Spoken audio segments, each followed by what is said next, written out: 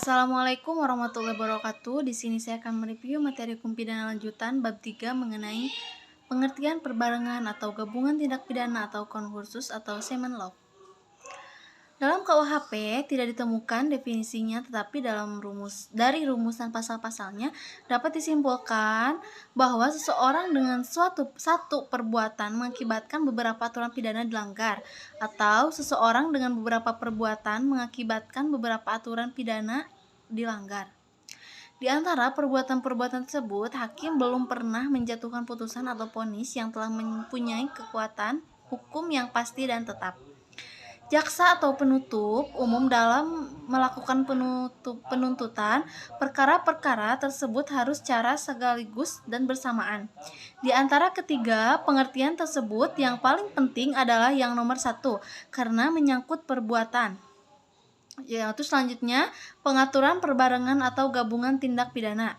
Diatur dalam buku 1 KUHP bab 6 pasal 63 sampai 71. 1. Perbarengan peraturan atau konkursus idealis diatur dalam pasal 63 KUHP.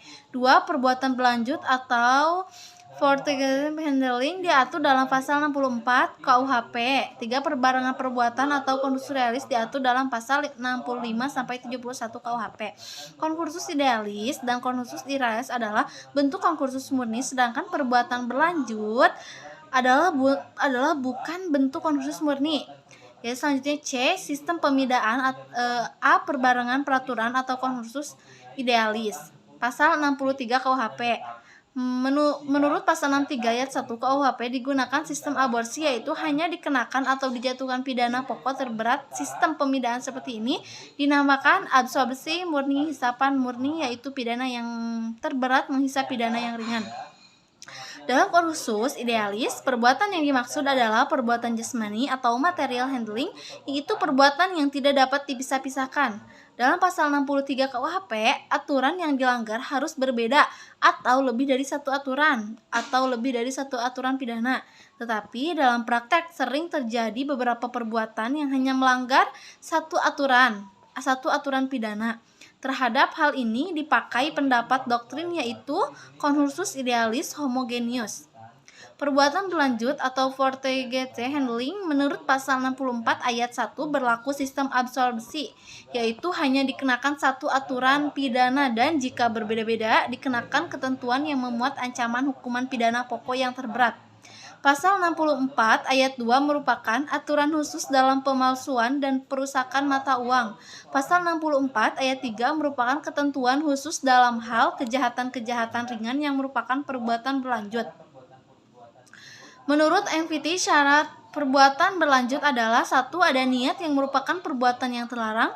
2. Di antara perbuatan-perbuatan tersebut dilakukan tidak terlalu lama. 3. Tindak pidana yang dilakukan harus sejenis. C. Perbarengan perbuatan atau konkursus realis, yaitu dalam pasal 65 sampai pasal 71 KUHP.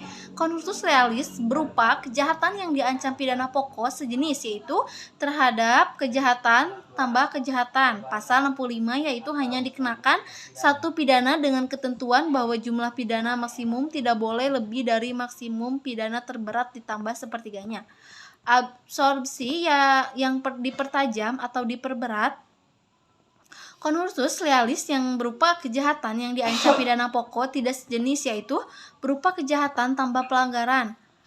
Menurut pasal 66 KUHP, untuk semua jenis ancaman pidana tiap-tiap kejahatan dijatuhkan, tetapi jumlahnya tidak boleh melebihi maksimum pidana terberat ditambah sepertiganya.